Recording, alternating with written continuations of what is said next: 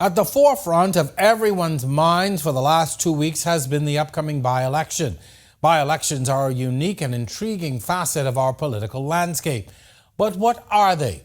Depending on who you ask, it's simply a midterm seat filler. For others, it's telling insight into the political climate for the next general election.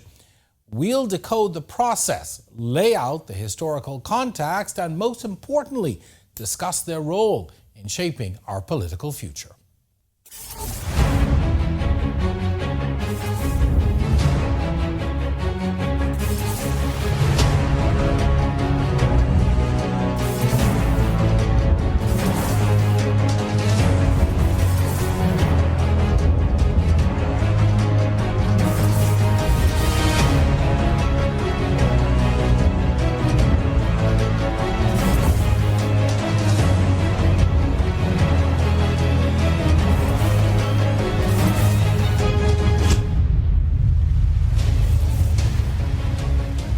Throughout history, voter turnout has ebbed and flowed, reflecting our nation's ever-evolving societal fabric. A huge factor in this, the next generation, are young and dynamic citizens. But how do we ignite their passion? How do we encourage them to cast their votes and shape the future they want to see? We aim to stir thought-provoking dialogue that's not just about politics, it's about understanding the heartbeat of our democracy. We're here to inform, inspire, and empower you with the knowledge and make informed decisions and participate in the political process in a more meaningful way and pave the way for a brighter future. This is On the Record, the political pulse decoding by-election. I'm your host, Jerome Sawyer. Our discussion begins on the other side of this break.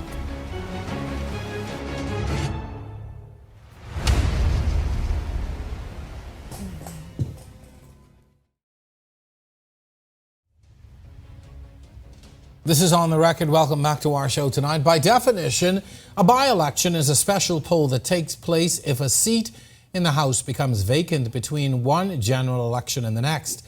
And the upcoming poll will be the first by-election in 11 years, with a prior 9 races in the history of our nation post-majority rule. In the last by-election of 2012, spurred by the resignation of former Prime Minister Hubert Ingram from his North Abaco seat, the then governing PLP won that seat. Political newcomer Renardo Curry beat the FNM's Greg Gomez, ending Ingram and the FNM's 35-year stronghold in that constituency. In by-election history, the governing and opposing parties have won the coveted seat. However, does this outcome have a direct effect on how the next general election plays out? Only time can tell. But for now, we'll bring you up to speed with what we do know. The death of the late O.B. Wilsham has brought us to this point. The sitting cabinet minister was Member of Parliament for West Grand Bahama and the Bimini constituency. The Parliamentary Elections Act states that once a seat becomes vacant, the Speaker of the House of Assembly must inform the Governor-General and request a writ of election. Now we understand that Her Excellency Cynthia Pratt has already been given notice. So the law also states that after receiving notice, the Governor-General shall, as soon as is practicable, issue a writ of election, and says a by-election must be called no less than 21 days and no more than 30 days after the writ has been issued. So while government has yet to announce the date when registered voters will head to the polls, the political machineries of both major political parties, a fringe political group, and 2 independent candidates are already full steam ahead on the campaign trail, all hoping to become the next representative. So let's meet the candidates real quickly.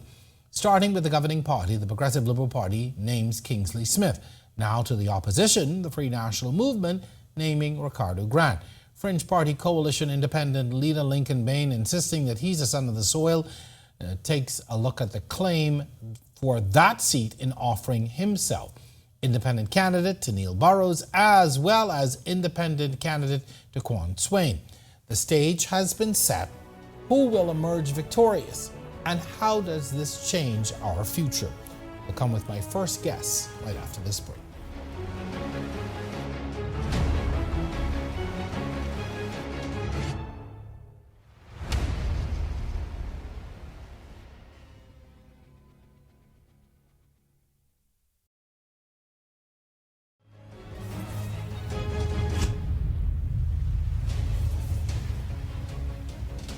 Welcome back to On the Record. Our topic tonight, the political pulse decoding the by-election. My guest is a young political enthusiast who made waves as a participant in the Youth Parliament class of 2018, only to find himself the following year representing the Bahamas at the Regional Youth in Parliament in Trinidad and Tobago. And that's where his eloquence and advocacy earned him the prestigious third Best Debater Award. He went on to co-found Spectrum Politics, a dynamic group of young individuals with diverse political affiliations united by a shared goal to elevate political discourse, advocate for greater civic participation, and provide platforms for informed discussions, which brings us here tonight. On the Record welcomes Jason Menon. Welcome to the show, sir. Thank you, Jerome. It's a pleasure to be here. All right, so let's dive right in. We had a political, historical recap prior to you coming here now. We know that by-elections have gone either way in the past. But first, what do you believe the key issues are at play this time around for the West End and Bimini by-election? Well, I've only been to Grand Bahama twice and never been to Bimini, but it seems like that this election is going to be clouded, of course, by the departure of the former minister, Obi Wilchcombe. And I think that as much as us pundits would like to say it's about the issues, it's going to be about other factors. By-elections historically are about the government of the day, and they become referendums, for better or for worse, on how that government is performing. So when I look at this race, I kind of look at it as it being the government's to lose, and the expectation walking in is that the government would retain the seat, and if anything else happens, then it would be going against the historical trends, but it'll be fun. Do you think it would be a different type of race if it were a New Providence by-election? I think so. Why? I think so. Everything that I have learned tells me that Grand Bahama and the Family Islands are completely different beasts. They have different economic structures. In New Providence, we're dealing with the situation where employment is high, or at least employment opportunities are high. So it's a completely different situation. I don't know if Grand Bahama has the same outlook on this current administration and its performance than some of us in Nassau do. And you know, even when you look at the basic elements like the cost of living, like transportation, like crime and safety, there are nuances between the different islands. And I think this seat should not be looked at as predictive of the wider electorate's sentiments, but nevertheless, it's still useful to look at. How would you describe the candidates who have emerged running in this by-election? I'm not particularly surprised that there's a lot of interest. I think at the time of this recording, we have about 5 candidates in. 2 of them are independents, 1 of them from the Coalition of Independents, and of course the major parties in the FNM and PLP. I think all of us were somewhat surprised to see that it was the governing party that had such a contentious back and forth over who their candidate selected would be. You had Shane Gibson kind of coming out of the woodworks and coming out of presumably Michael. That's what he said he wanted to run for, but saying, no, I want to toss my hat in the ring for West End and Bimini. But he was unsuccessful in that, so now it's Kingsley Smith of the PLP and Bishop Ricardo Grant. I don't have many reactions at this stage other than to say that Bishop Ricardo Grant sounds a bit like a bishop. I'll be curious to see if that changes. And Kingsley Smith, to this point, he hasn't really made much of an impact. I think Shane Gibson, because of his personality, has dominated what people see from the governing party, for better or for worse. Do you think the PLP, though, has found themselves in a bit of a difficult position, having come through that process and seemingly is divided with, very vocal supporters? Even, you saw there in the moments after the race, Brave gotta go. Yeah. Surprising to me. I never thought I'd hear that at this point, in a term. I would say shocking because, like I said, if you had expected any political party to have a contentious battle, I think all of us would have said it would be the FNM. They've had the history of having very open and vigorous debates between hopefuls. But the Progressive Liberal Party likes to keep things a little bit more controlled and fine-tuned. So to see that, I'm sure the PLP leadership was shocked by it. I know I was. And it's not how you want to start your campaign, but it's not how you start, it's how you finish. Sure. Obi Wilscomb's political prowess and decades of service in government as a sitting minister in numerous cabinets made him a formidable candidate for the party. Just looking at these candidates on the surface, do you think they match up? I don't think it's fair to attempt to match them. I think Obi Wilscomb has rightfully left an impressive legacy, right? He came in to the political scene with already a strong resume and being a known face to most Bahamians, as I understand it. I was too young. But the record and the tributes given, after his passing speak to that. And so some were asking who's going to fill those shoes. I don't think it's appropriate to even suggest that someone can. But the new candidates have a wonderful opportunity to create their own legacies if they rise to the occasion. And I think what we will miss with Mr. Wilscomb's departure is, one, a certain level of intellectual depth. I would love to see the candidates attempt to match up in that respect. And secondly, being able to garner respect from all sides of the political divide. And time will tell if any of the candidates could do that. Are any of these candidates appealing to younger voters from your perspective? Are they tuned into those millennials and Gen Zs? Are they? Well, if you look at the logo on the shirt, Spectrum Politics did a lot of work with young people in the last general election, and what we found was most of them did not want to vote. And those who did were, of course, surprised by the snap election and perhaps didn't get a chance to register and get their affairs in order. I don't see any seismic shift since then. I don't see any greater interest by young people in participating in the political process, which is disappointing but not disheartening. There's still time, but you can't really blame young people. I mean, how often do we hear these candidates and political parties talk about things that are relevant to the concerns of young people today? We hear all kinds of other things. Who is broken, who is not, I mean, the level of rhetoric is silly. And as much as young people are often maligned for participating in what some would call foolishness, I mean, political foolishness is something young people just don't tolerate. And not tolerating comes with not voting, and that comes with consequences. We spoke with a number of millennials about the political process ahead of tonight's show. We'll hear from one in just a bit. He described it as frustrating and said that if you could change, that being said, if you could change anything about this by-election process, what would it be?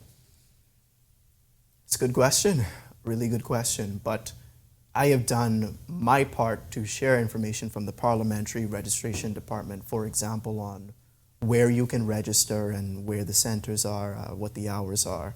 But I don't find that information as easily accessible as it perhaps should be. There is still this perception, I don't know if it will change for this by-election, that you get your voter's card on the little piece of construction paper that you could buy at Kelly's.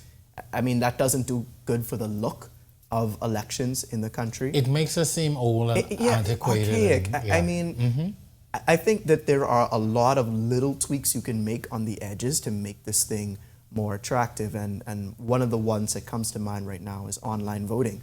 And some people, I'm sure, are listening to this saying, well, that'll never happen in the Commonwealth of the Bahamas, or at least no time soon. But that doesn't mean we shouldn't have the conversation. And It doesn't mean that we should not aspire to methods that are going to increase participation and make people want to do this. For all of and I'll just step back for a minute, but for all of the, or some of the chaos that came with the advanced poll in the last election, I think it was a good foundation for what could be. Sure. It gave people an opportunity to get out early and to vote and not be a part of some of that election day chaos. But I thought it was a good start. A good start, but a step too short, in my opinion. I think we need to look at even greater ways. I know there are these scandals that have happened in our neighbors to the north about mail-in ballots, or rhetoric about scandals, I should say. We don't even have a fully functioning postage system, as we know. That's true. But in theory, there are ways to make this easier. And I would like us to, when an election is not looming, when it's not like, oh my goodness, we got to go to the polls in the next 3 weeks, I want us to sit down and discuss the pros and cons and what that would mean for a country like us. Which sort of brings me to my next question. Are there countries or particular governments that you would say serve as a model in the political process? Everybody looks to the United States and to a lesser extent Canada, but I have actually personally been fascinated by New Zealand. It's actually somewhere that I want to study one day if I get the opportunity. And what New Zealand does, just to simplify it a little bit, is they have a system of proportional representation. In other words, roughly speaking, with few exceptions, the percentage of votes that a political party or a registered entity receives becomes the percentage of seats they have in the parliament. And where that's really important is when you have elections like 2012, the first one that I was old enough to really pay attention to. We know in that election, the Progressive Liberal Party prevailed, and I think the FNM had about 8 seats or so. The DNA had none, but the DNA had 8.5% of the votes. The FNM somewhere about 42%, I'd say, and the PLP somewhere around 48%. If those were translated into seats, the DNA would have had some seats in Parliament. The FNM would have had several more, and the PLP still would have been the government. But it would have been representative of the views of the people at that time. Proportional representation is what you said. For sure. All right. All right. So what we're going to do now is we're going to take a bit of a break, my guest, Jason Brennan. We've got a lot more to talk about, including a closer look at a millennial and Gen Z participation in the political process. And later, another young Bahamian gives her take. So stay with us.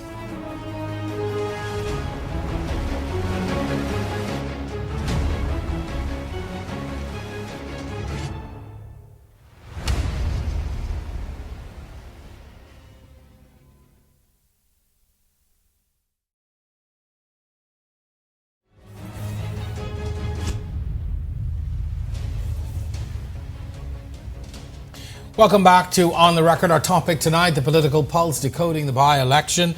Our News recently polled a small group on Facebook ahead of the opening of Parliament to get a pulse on their engagement with the political process. 14% of them said they had no interest in following parliamentary developments, while 12% said they were. On the other hand, 20% said they understood what the opening of Parliament meant for the country's progress, while only 7% admitted they really did not understand. As for interest in the process, 30% of the millennials we polled said they weren't, while only 17% showed interest. Well, we spoke with one millennial ahead of tonight's show who expressed his frustrations. I think that a large majority of our demographic as millennials, I think a lot of us are very indifferent or feel disenfranchised. A lot of us grew up with parents who had very, very strong political leanings. Either they were FNM or they were PLP. And the independent party, as well as the DNA that kind of rose and fell over the past few years, provided a little bit of variety as to where we wanted our political leanings to go. But I think a large majority of us are still waiting for that moment to really identify with a certain party. I think we should definitely take notes from the U.S. political vetting process. I don't believe that we should adopt the whole framework because, you know, we're two different countries with two different cultures and two different ways of running the country. I mean, but I definitely think that we should definitely take notes from some of the older countries, the older democratic and free countries, for sure.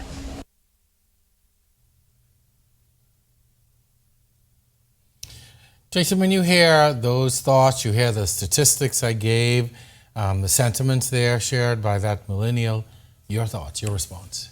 Not surprised. Not surprised in the slightest. The way, and we were having this conversation kind of offline before the show, the way that young people consume news media and get their information is fundamentally different than it was 10, 20, even 30 years ago.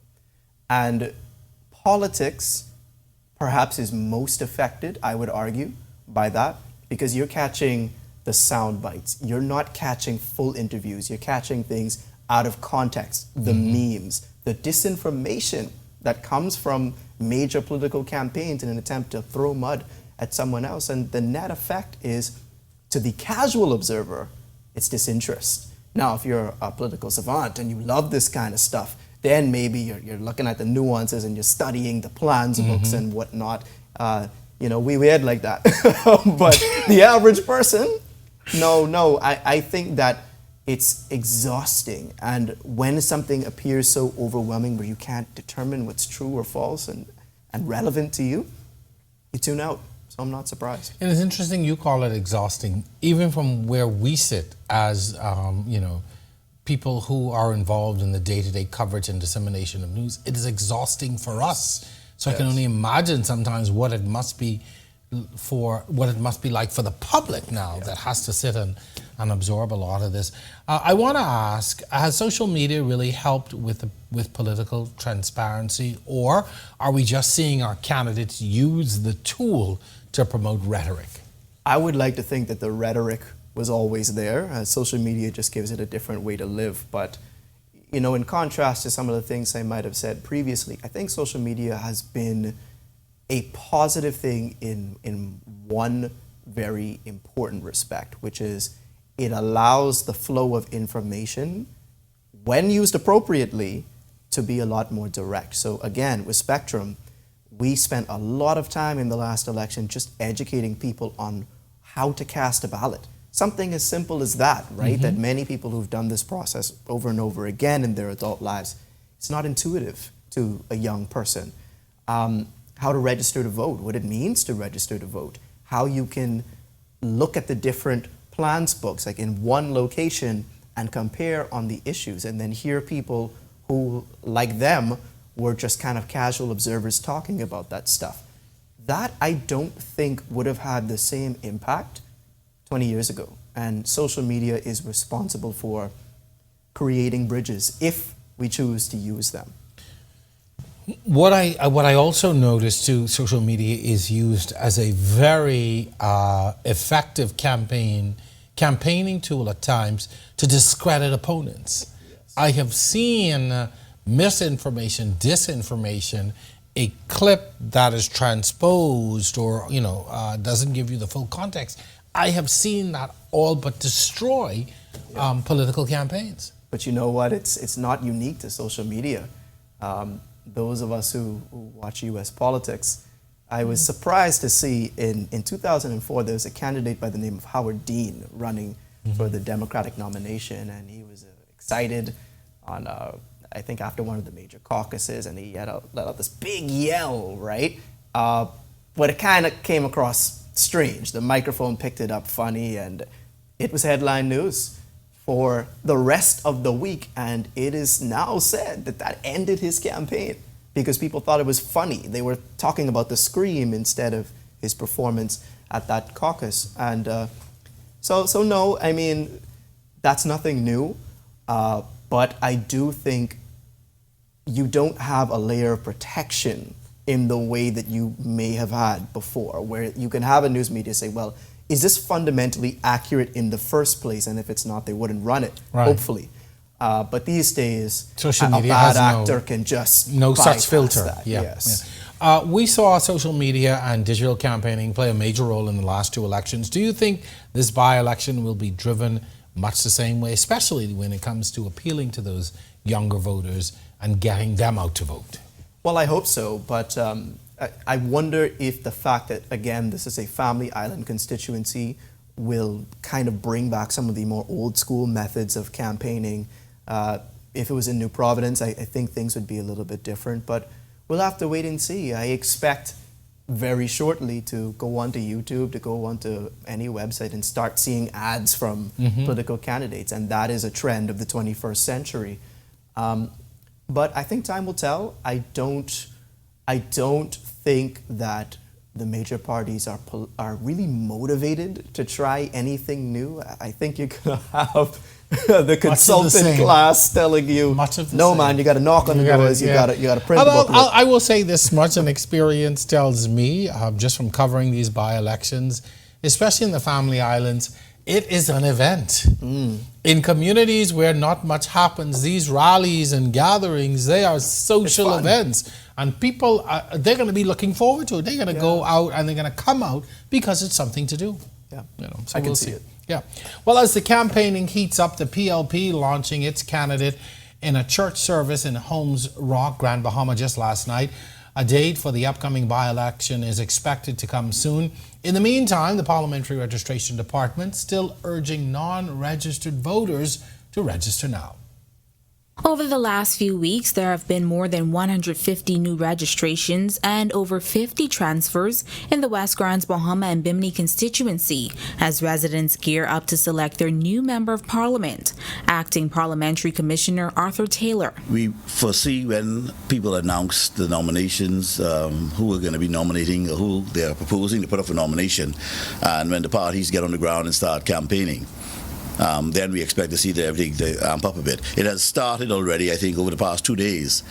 Both Grand Bahama and Bimini have been telling me that they've seen more persons come here. A by-election must now take place following the death of former West Grand Bahama and Bimini MP Obi Wilchcombe. But how soon can we see the by-election? From the date of the death of in this case the death, it's 60 days.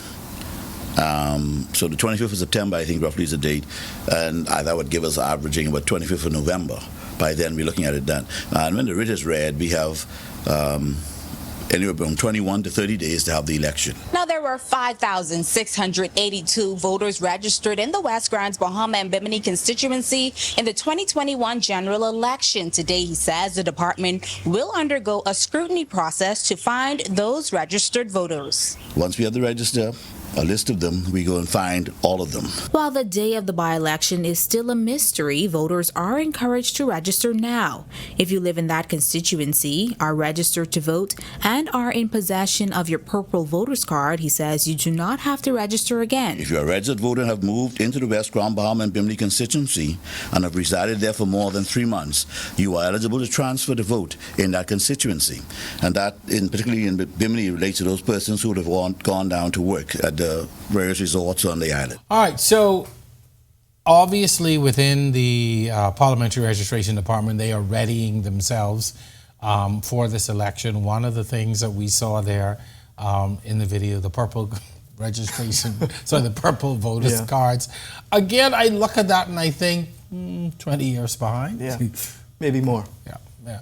Interesting. Well, our news also polled Gen Z ahead of the recent opening of Parliament on their engagement in the political process. Here's a snapshot of what we got back. Only 1% said they were not interested in the events, while 18% said they were actually driven to follow parliamentary developments. We also saw 18% of the poll participants had no real understanding of what was happening, while only 7% said they were aware. 18% showed no interest at all, and 38% of those polled were interested. What do you think of those numbers? And what does this say about the interest in the political process? It says there that there is interest, but then when it comes to knowledge and understanding, there's a dip-off, if I'm listening to those numbers correctly. And again, I think that speaks to the level of confusion as it relates to the political process. We are not, and I think all political parties to some extent are guilty of this, because they're so busy talking to their bases, those people who are politically engaged, motivated, they're coming to the cookouts, they're coming to the constituency meetings, they have some kind of vested interest in the process.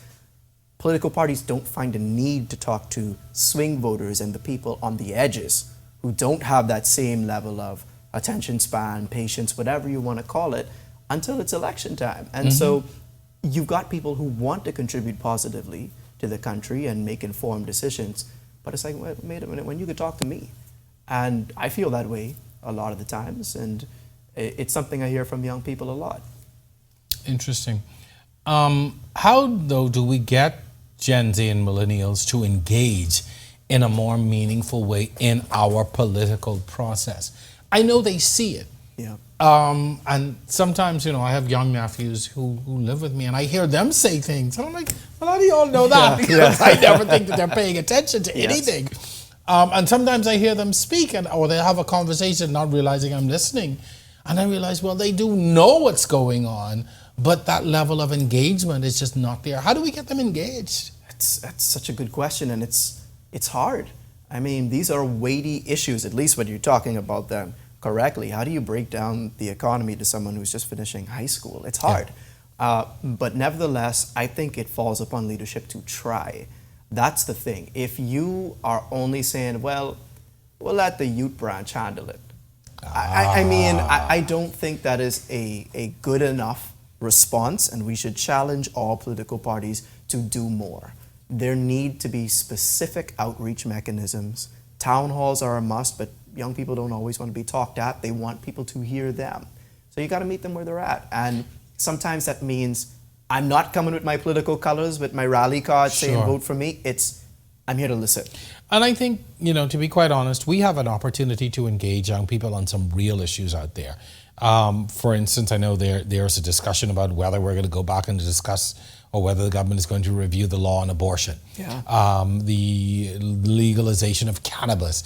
These are real issues that young people, to me, would have an interest in talking about and being a part of. But they also don't want to feel stupid or put down. And this is something that speaks to a wider problem we have in this society, where if you speak out on something and you don't know everything, you haven't been briefed on it, we have a tendency of putting people down and saying, go sit down. This ain't your business. Stay out of this one. Go sit down. Yeah. And young people see that and they don't like it. So what they really want at the end of the day is a safe space to come with their knowledge or lack thereof and to walk away more informed. And do you think that the political parties send the young people to do that work as opposed to the seasoned politicians or the active politicians going in and saying, okay, hey, let's engage in a discussion? I don't think it happens at all, or at least not enough. So I don't think it's a matter of sending the older guard or the younger guard to do it. I think it just simply is not happening at a detailed and honest enough level. Again, it's the vote for me, but not I'm listening to you. Yeah, and it's a vote for me coming around the election now, because everybody can find their way to a youth meeting, and I'm here for you and I represent your generation. But for 4.5 years, you haven't had an ear. But interesting. Yeah. All right. So, what do you believe? This final question. What do you believe are the most significant factors that could determine the outcome of this by-election? Well, things can change at the drop of a hat. If you had spoken to me 2 weeks ago, I would have given you a different kind of outlook on this race from my perspective than I have today. I mean, with Shane Gibson just kind of becoming headline news for so many days, at first it was, let's do this for Obi, right? Which I thought, powerful message. Now it's, I don't know what it is. I don't know what it is either. I was waiting on you to say, because I honestly don't know what it is. But certainly, it's a different race now. You have the FNM seeming organized and united for once. The graphics are out, the billboards are out, and you have a vigorous campaign, and it feels like anyone's race, at least between the two major political parties, I would say. And if that could all happen in the span of 1 week, imagine what can happen over the next 2 or 3. Interesting. Jason Brennan, thank you so much for coming by and talking with us tonight. Thanks. From Spectrum Politics. Always interested to see what your polls are saying, and so thank you very much for the work that you do. When we come back, we've got more questions from somebody who has a keen eye on politics, also someone who has a keen eye on Grand Bahama, from Grand Bahama. Stay with us. We're back with more on the record right after this.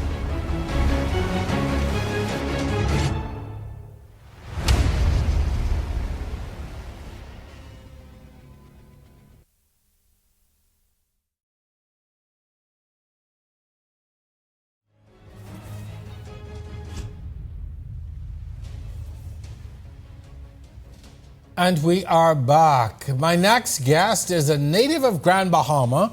She is a prominent social commentary writer known for her incisive insights and thought-provoking analysis. Her work has been featured on CNN, the Huffington Post, and the popular Bahamian digital platform 10th Year Seniors.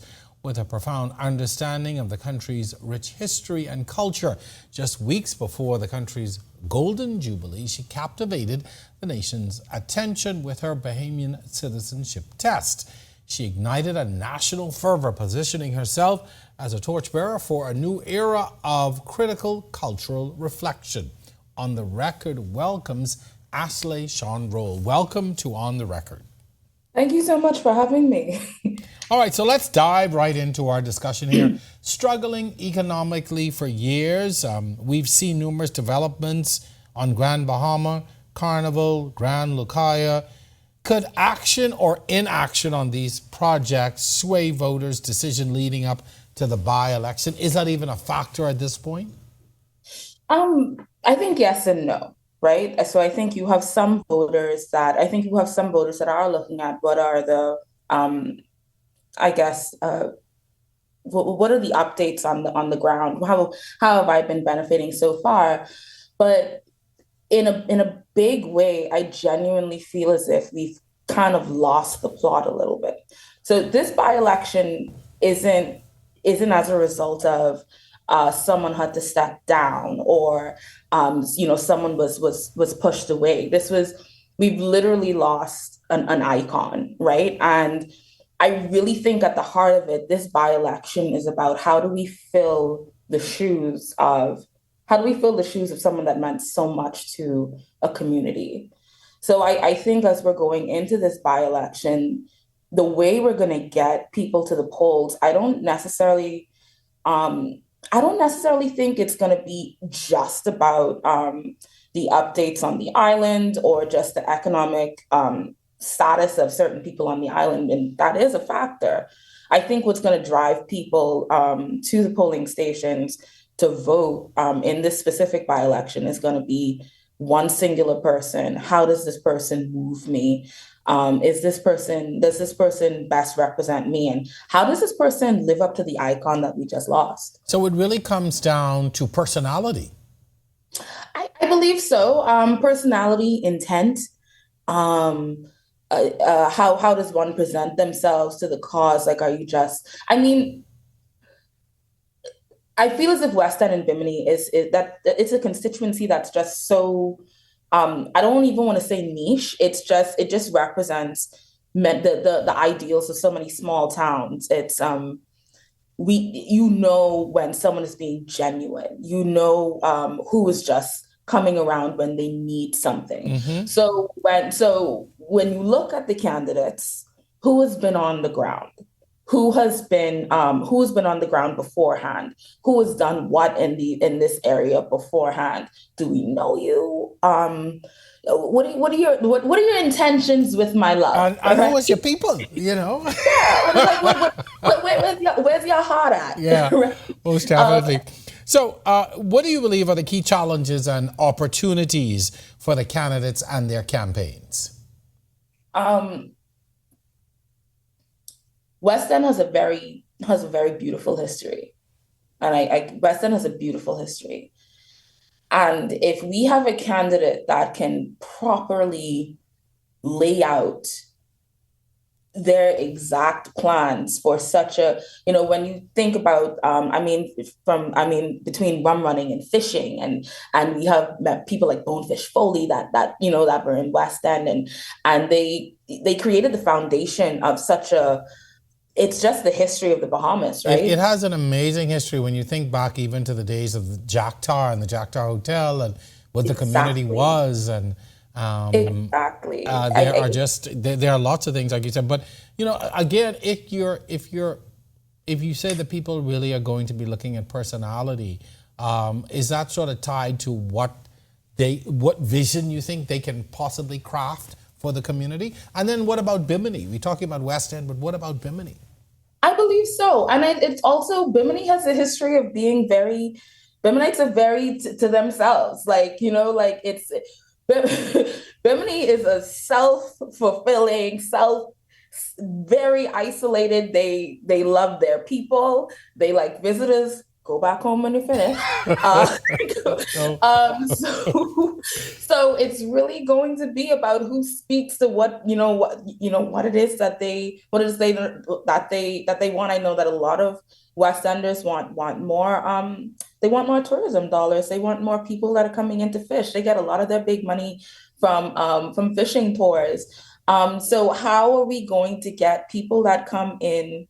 How do we get people to come in that craft the West End, that craft the West End and Bimini, that that the citizens can actually participate in, But and when in a meaningful way? you brought up a good point. When you look at the constituency, though, and how it's split, they're very different dynamics. Bimini is doing extremely well with its tourism product.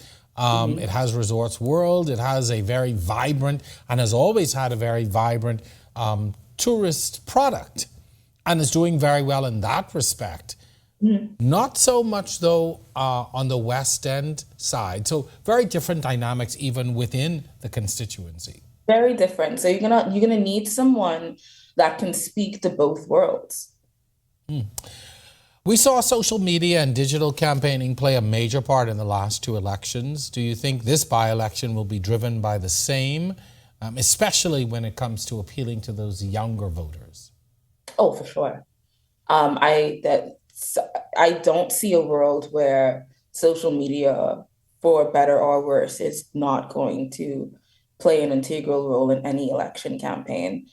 Um, I think it's going to be important that when you look at social media and then social media strategies, it's going to be very important that whatever candidate is out there isn't trying to pander to the younger voter, because then not all it's also just a very it's a condescending strategy. So how do you speak to that specific voter, that specific young voter from that specific constituency in a way that's not condescending, but in a way that genuinely reels you in and makes them. Millennials and the Gen Zers, do they really see through that? When you're trying to just pander to them and not be that authentic candidate, do they do a better job than, I guess, maybe my generation?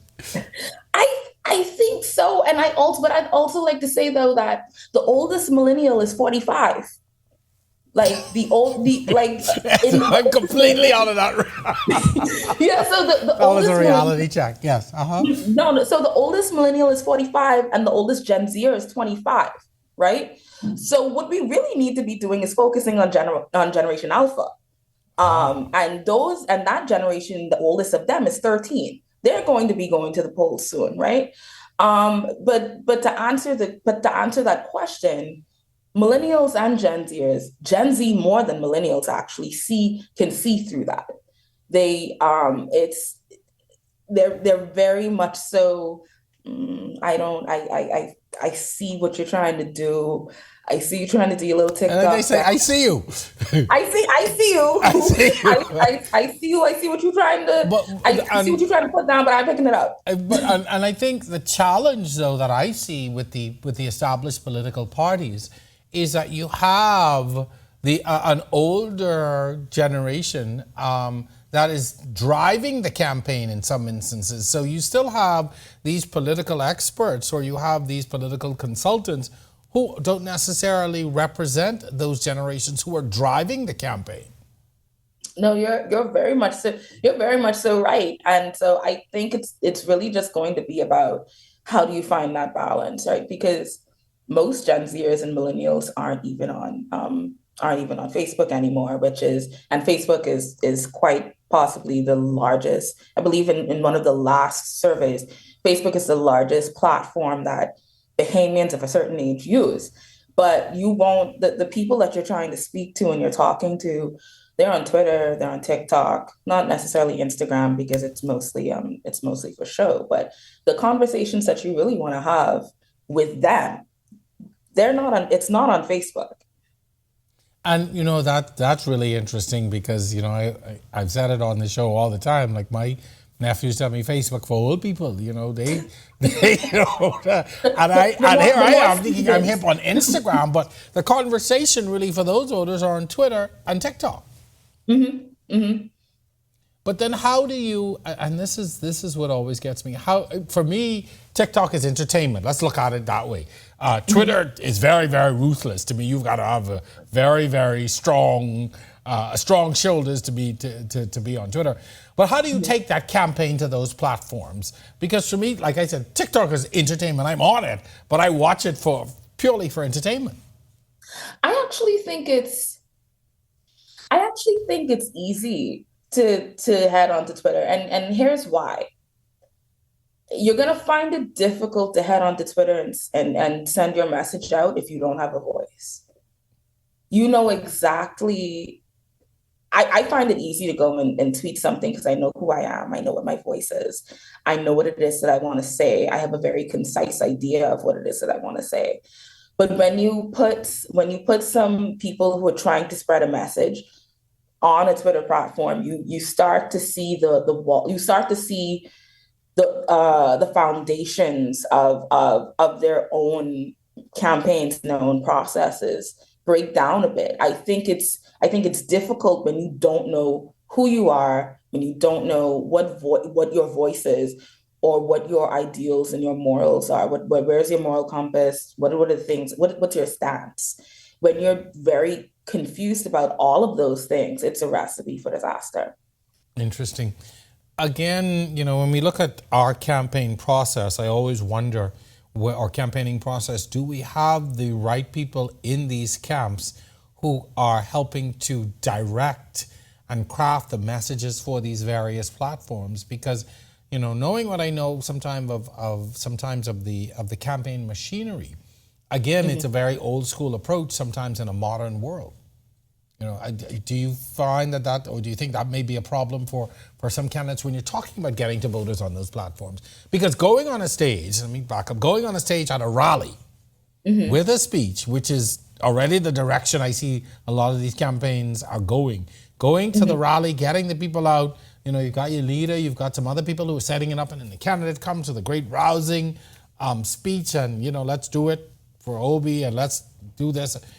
How now, do you take that style of campaigning and put it onto a modern platform?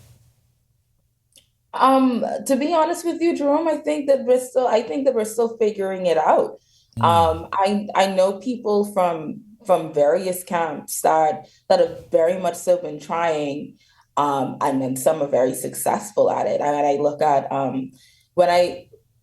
it's honestly just about the personality of the candidate, right? I don't, as much respect as I have for Hubert Ingram or Perry Christie, I don't want to see him on Twitter. I don't want to see them on Twitter. I know for sure that it's not them tweeting. It's somebody operating that account. Right. I know it's not you tweeting. But I do. I will not lie to you. I follow the Prime Minister on Twitter. Yeah, no, I know that it's not you, right? And a big part of Twitter is that you feel like you have like this one-to-one, this very deep, insightful conversation or an insight into the minds of the person that's tweeting. And I know it's not you. Yeah. Well, just for correction, it's no longer Twitter, it's X, the platform formerly known as Twitter. Yeah. I refuse. I refuse. But you have certain stars like Minister Pia Glover Roll, who when you see a tweet that's coming from her, you see the work that she's doing. And not to say that she doesn't have a team, because everybody has a team. But and that's the difference between millennials and Gen Z, and then anyone that has come before, Gen X, boomers.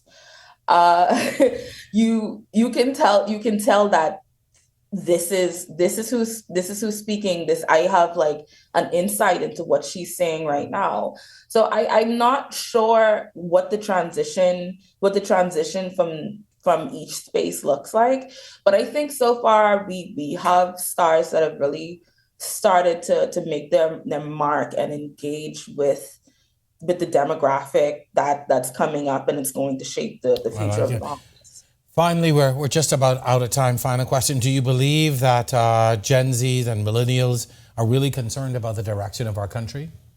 They are very, very concerned, but I feel as if a lot of Gen Zers, a lot of millennials for a long time have been in this state of existential crisis where like they don't feel like their votes, they don't feel like their votes matter.